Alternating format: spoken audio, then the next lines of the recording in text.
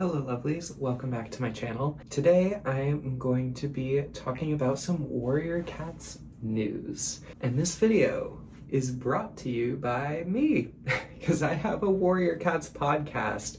So if you came here for Warrior Cats content, you're in luck, because you can check out my podcast after you watch this video. My first sponsorship, yay! I'm not paying myself for this. Anyway, stay tuned till the end of this video for some more information about the podcast. See, I'm a professional.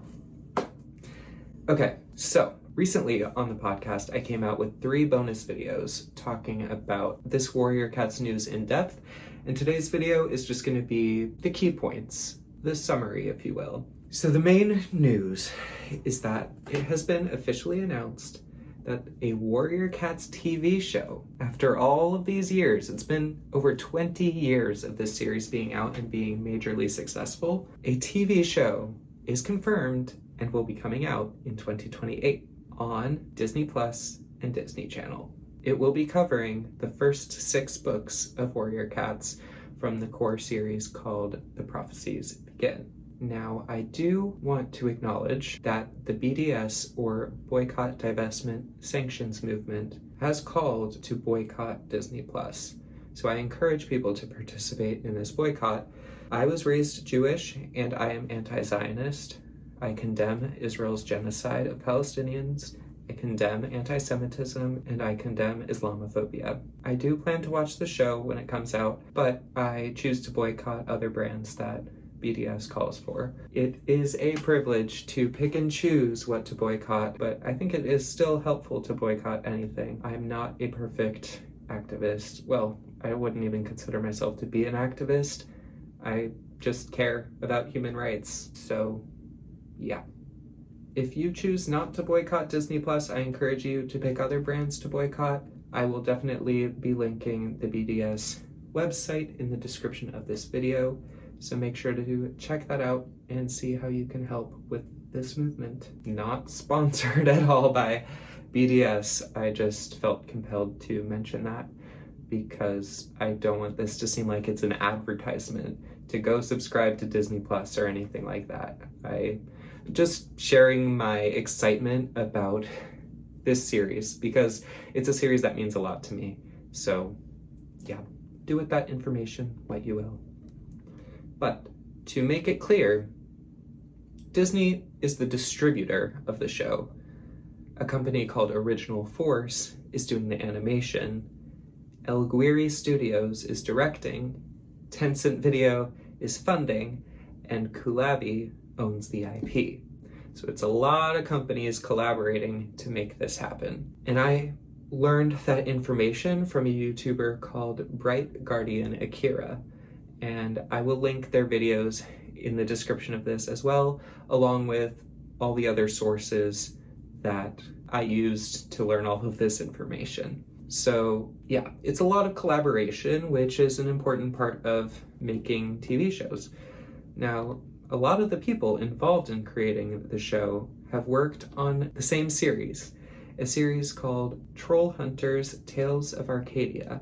Now, I've never heard of this or seen it, but now I want to kind of get a sense in advance of what the Warrior Cats show is going to be like.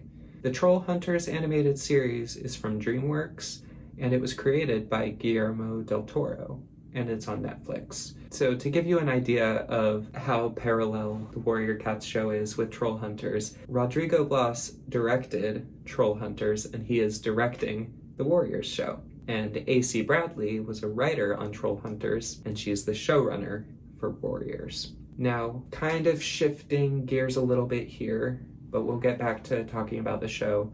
One thing I stumbled across as I was navigating through the Warrior Cats website was an article of a farewell interview with Kate Cary. Now, she is one of the Aaron Hunters. She's a major contributor to this series. She wrote so many of the books, and I have yet to read that article and react to it on my podcast, but I plan to do it for a bonus episode soon. And I will link that article as well, just so you can go and read that for yourself if you are curious, because that is very bittersweet, mostly bitter, because she will be missed. So I wish her all the best, and sending love to her from the Warrior Cats community. Another piece of news is that official character art has recently come out of a bunch of different Warrior Cats characters. I'll put up a screenshot of all the designs here, but on my podcast bonus episode, I reacted to every single one of these individually. The article where these were posted says that there's more to come. However, it's very mysterious what these designs are for and when we'll know what they're for. Bright Guardian Akira posted an interview, a Q&A, with the artist, Johanna, or Johis for short, and I thought that was a really cool video to get some insight on this art. But back to TV show news, but segueing nicely from art, is that concept art from the TV show has been revealed. So we're finally getting an idea of maybe what this animation is going to look like. And I am very happy with how it looks. Here is that concept art somewhere on the screen here. And yeah, let me know what you think of that in the comments. That is pretty much all of the Warriors news that I am aware of right now. I will continue to cover it on my podcast, and going off of that, I'll just explain now a little bit more about the podcast, which is that it's free, mostly. So every week I come out with a free episode of reflecting on a chapter of the Warrior Cats books. I'm currently early on. I'm in book 2 of the first series, Prophecies Begin, Fire and Ice. We're just a couple chapters in. So if you subscribe now, which it's on pretty much any platform, then you'll get to say you're one of the earliest supporters. I only have one paid subscriber currently. So yeah, and I think I have about 7 free subscribers. So we're very, very early in this process. So if you love Warriors like me and you want to get in on this hype right before it really hypes up, because I feel like with the show, and they've been releasing merchandise, and they've been coming out with graphic novels, like I feel like they're really ramping up to the show.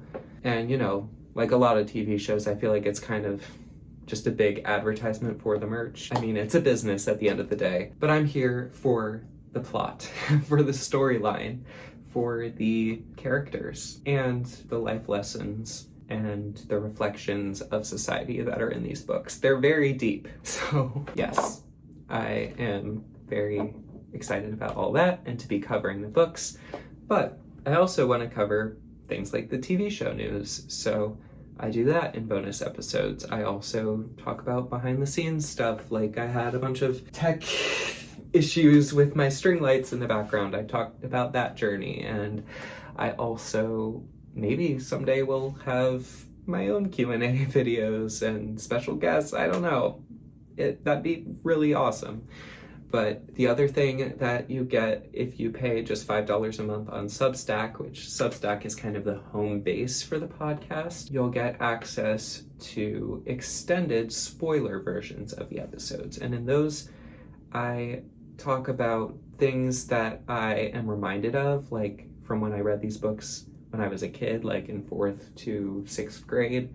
For example, I might read a character's name that's being introduced, and suddenly the memories will flood back to who that character fell in love with, who they feuded with, and how they died. And I might discuss that in the episode, but I'll cut that out for the free version that is visible to everyone, but I'll leave it in for the extended spoiler version for anyone who subscribes, because I still wanted to talk about those things and reflect on them and just reminisce on reading these books in the past. And I figured other people like me who read these books as kids would enjoy that conversation as well, but I didn't want to just post it out there for anyone to accidentally get spoiled. So I decided to put that behind a paywall. So yeah, that's kind of the concept of the podcast. It might evolve and change mostly of what the bonus extra stuff is, besides the core spoiler-free and spoiler version of the chapter coverage, but that part will be consistent.